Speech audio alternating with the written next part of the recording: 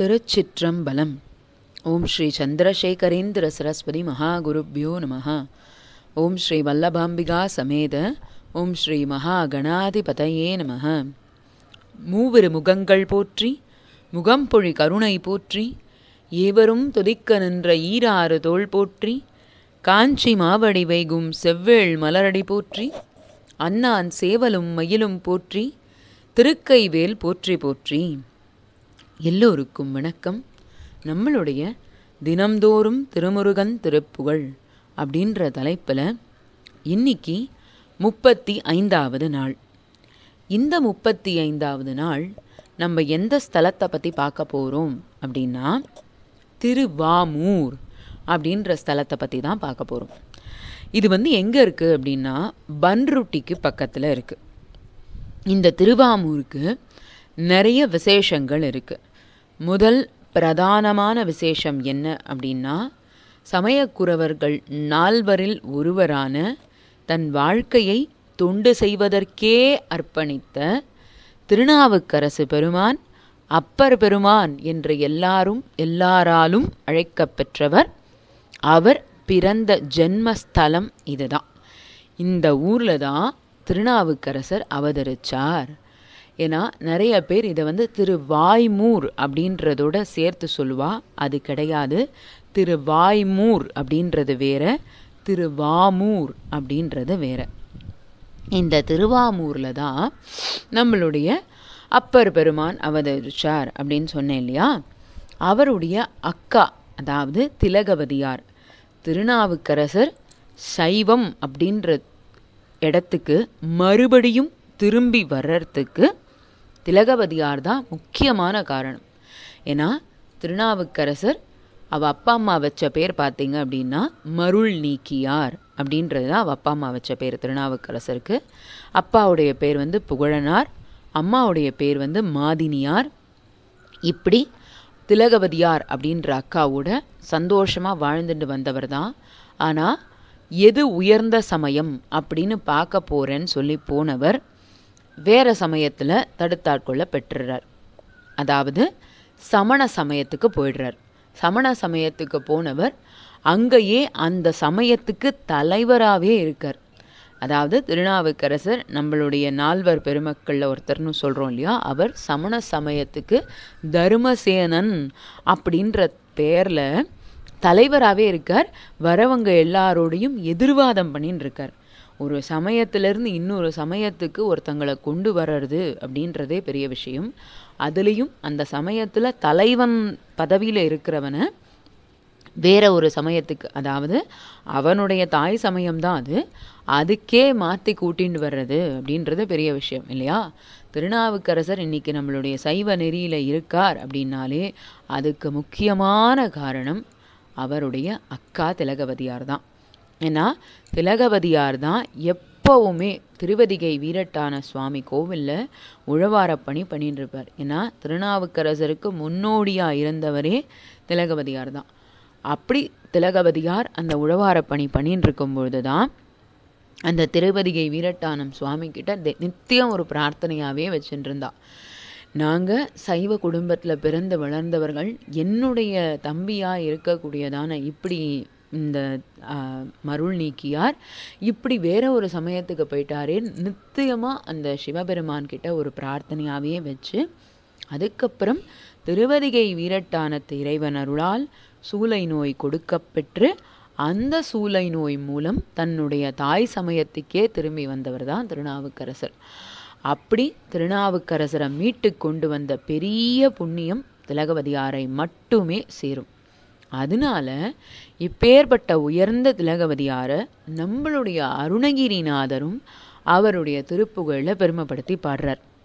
அப்பேற்பட்ட உயர்ந்த திருப்புகழை தான் இன்னைக்கு நம்ம பார்க்க போகிறோம். இந்த திருவாமூர் ஸ்தலத்தை பார்த்திங்கன்னா அம்பாளுடைய பேர் திரிபுர சுந்தரி, சுவாமியுடைய பேர் பசுபதீஸ்வரர். இது தேவார திருவாசக பாடல் வைப்பு ஸ்தலமாக கருதப்படுது. வைப்பு ஸ்தலம் அப்படின்னா என்னன்னா அந்த ஸ்தலத்துடைய பெயர் தேவார திருவாசக பாடலில் வந்திருக்கும். ஆனால் அந்த ஸ்தலத்தில் பாடின பாடல் கிடைக்க பெற்றிருக்காது. அந்த மாதிரி தான் திருவாமூரும். திருவாமூர் மேரில் பாடின பாடல் நமக்கு கிடைக்க பெறலை. ஆனாலும் பசுபதி விருத்தம் அப்படின்னு திருநாவுக்கரசர் ஒன்று பாடியிருக்கார். அது நமக்கு கிடச்சிருக்கு இங்கே இருக்கிற பசுபதீஸ்வரர் மேலில் தான். இப்போது நம்மளுடைய திருப்புகழை பற்றி இப்போ நம்ம பார்க்க போகிறோம். அதாவது இந்த திருவாமூருக்கு வந்த நம்மளுடைய அருணகிரிநாதர் பாடின அழகான திருப்புகழ் சீதமதியம் அப்படின்னு ஆரம்பிக்கக்கூடியதான இந்த திருப்புகழ். இது வரைக்கும் ரொம்ப நாளாக சற்று பெரிய திருப்புகழெல்லாம் பார்த்துட்டு இருந்தோம். இன்னைக்கு பார்த்துருக்கிறது மிக மிக சின்ன திருப்புகழ் தான். அதாவது 8 வரிகள் தான். அளவுக்கு அர்த்தமும் சின்னது, அதனுடைய பாடலுடைய அளவும் சின்னது. இப்போ நான் பாடலை படித்து காட்டுறேன். இதை எப்பவும் போல் நான் 2 தடவை படிப்பேன். இப்போது நீங்கள் இதை முதல் தடவை கேட்கலாம், 2வது தடவை என்னோட திரும்பி சொல்லலாம். அதுக்கப்புறம் இந்த பாடலுடைய அர்த்தத்தை நம்ம பார்க்கலாம். பாடலை படிக்க போகிறேன். சீத மதிய மெரிக்கும் தழலாலே, சீரி மதனன் வளைக்கும் சிலையாலே, ஓத மருவி அலைக்கும் கடலாலே, ஊழி இரவு தொலைக்கும் படியோதான், மாது புகழை வளர்க்கும் திருவாமூர், வாழு மயிலிலிருக்கும் குமரேசா, காதலடியர் கருத்தின் பெருவாழ்வே, காலன் முதுகை விரிக்கும் பெருமாளே. ரொம்ப சின்ன திருப்புகழ் தான். இதை இன்னொரு தடவை படித்து காட்டுறேன். சீத மதியம் மெரிக்கும் தழலாலே, சீரி மதனன் வளைக்கும் சிலையாலே, ஓத மருவி அலைக்கும் கடலாலே, ஊழி இரவு தொலைக்கும் பணியோதான், மாது புகழை வளர்க்கும் திருவாமூர், வாழு மயிலிலிருக்கும் குமரேசா, காதலடியர் கருத்தின் பெருவாழ்வே, காலன் முதுகை விரிக்கும் பெருமாளே. இதுதான் இந்த திருப்புகழ். இப்போது இந்த திருப்புகழுடைய அர்த்தத்தை பார்க்கலாம். சீதமதிய மெரிக்கும் தழலாலே அப்படின்னா, சீதம் அப்படின்னா குளிர்ச்சி, குளிர்ந்த நிலவை. ஆனால் அந்த குளிர்ந்த நிலவு எனக்கு நெருப்பை கொடுக்கறது. ஏன்னா இரவு பொழுது என்னுடைய ஆசைகளையும் பாசங்களையும் தூண்டி விடுறது. சீரி மதனன் வளைக்கும் சிலையாலே, மன்மதன் என் பேல் தொடர்ந்து தன்னுடைய வில்லையும் வளைத்து அம்பை என் மேல் செலுத்தி கொண்டே இருக்கிறான். ஓத மருவி அலைக்கும் கடலாலே, அலைகள் வீசுகின்ற இந்த பெரும் கடல், அந்த ராத்திரி நேரத்தில் அலைகள் அதிகமாக வீசும் இல்லையா, அதனாலையும் ஊழி இரவு தொலைக்கும் படியோதான். ஊழிக்காலம் அப்படின்னா கடைசி காலம். அந்த கடைசி காலம் நீண்டுண்டே போகிற மாதிரி என்னுடைய இந்த ராத்திரி பொழுதும் இப்படி நீண்டுண்டே போகிறதே, இதை நான் எப்படி கழிக்க போகிறேன்? மாது புகழை வளர்க்கும் திருவாமூர், இதை தான் நான் சொன்னேன். திலகவதியார அருணகிரிநாதரும் புகழ்ந்து பாடியிருக்கார் அப்படின்னு சொன்னேன் இல்லையா. மாது அப்படின்னா பெண் அப்படின்னு அர்த்தம். பெண் அப்படின்றது இந்த திருவாமூரில் இருக்கக்கூடிய நம்மளுடைய திலகவதியாரை தான் பெண் அப்படின்னு சொல்லியிருக்கார். ஏன்னா திலகவதியார் தான் காரணம். திலகவதியாரால் தான் திருநாவுக்கரசர் இன்றைக்கி நம்மளுடைய சைவ சமயத்துக்கு வளர்ந்துருக்கார். அதனால் நீங்கள் திருவாமூருக்கு போனீங்கன்னா, திருவாமூருக்கு பக்கத்துலேயே தான் இருக்குது திலகவதியார் அந்த உழவார பணி பண்ண ஸ்தலம். அங்கேயும் நீங்கள் கண்டிப்பாக போயிட்டு வரணும். மாது புகழை வளர்க்கும் திருவாமூர்னா திருநாவுக்கரசரின் தமக்கையாரான திலகவதியாரும் திருநாவுக்கரசர் பெற்ற தாயாரான மாதினியாரும் இந்த ஊரில் தான் வாழ்ந்திருக்காங்க. ஏன்னா திருநாவுக்கரசர் மாதிரியும் திலகவதியார் மாதிரியும் 2 அற்புதமான குழந்தைகளை பெற்றெடுத்த அம்மையார் இல்லையா மாதினியார். அப்போ அவங்க எவ்வளவு புண்ணியம் பண்ணியிருக்கணும், எத்தனை தடவை இந்த பசுபதீஸ்வரரை அவங்க பிரார்த்தனை பண்ணியிருக்கணும். அவ்வளோ தடவை பிரார்த்தனையால் தான் இந்த மாதிரி ஒரு அற்புதமான குழந்தைகள் அவங்களுக்கு பிறந்திருக்கணும். அதனால் இந்த மாதிரி 2 மாதரசிகள் இந்த திருவாமூரில் வாழ்ந்திருக்காங்க, திலகவதியாரும் மாதினியாரும். அதனால்தான் மாது புகழை வளர்க்கும் திருவாமூர் அப்படின்னே வார்த்தையை போட்டுட்டார். அருணகிரிநாதர் அதை உணர்ந்து தான் இந்த வார்த்தையை போட்டிருப்பார். வாழு மயிலிலிருக்கும் குமரேசா. மயிலில் இருக்கும் அப்படின்னா மயில் மேல் அமர்ந்த வண்ணமாக இங்கே முருகப்பெருமான் இருப்பார்.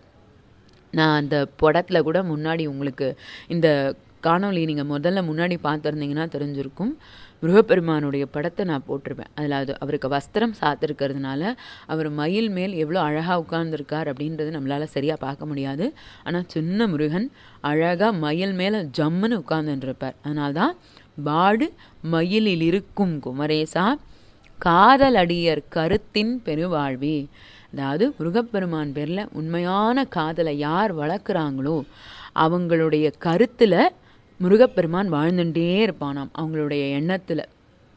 காலன் முதுகை விரிக்கும் பெருமாளே அப்படின்னா யமபயத்தை நீக்கக்கூடியவன் அப்படின்னு அர்த்தம். யமனுடைய பயம், ஏன்னா பயம் அப்படின்றதுலையே மிக உயர்ந்த பயம் எதுனா யம பயம்தான்.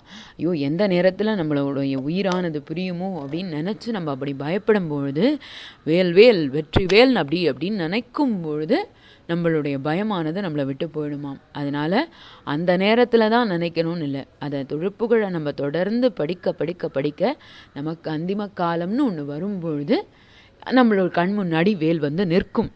அதனால தான் இந்த மாதிரியான உயர்ந்த திருப்புகழெல்லாம் நம்ம அடிக்கடி படிச்சுட்டே இருக்கணும் அப்படின்னு சொல்லுவாள். இதுதான் இந்த திருப்புகழ். ரொம்ப சின்ன திருப்புகழ் தான். அதனால் இந்த திருப்புகழை படிக்கும் பொழுது திலகவதியார் திருநாவுக்கரசருடைய அக்கா, மாதினியார் திருநாவுக்கரசருடைய அம்மா, இவங்க 2 பேரையும் நினச்சிண்டு இங்கே இருக்கக்கூடிய முருகப்பெருமான மனசார பிரார்த்தனை பண்ணிண்டு இந்த திருப்புகழை படிங்க. கண்டிப்பாக அவங்க எல்லாராலையும் படிக்க முடியும். நன்றி. நாளை மீண்டும் இன்னொரு திருப்புகழுடன் சந்திப்போம். திருச்சிற்றம்பலம். வணக்கம்.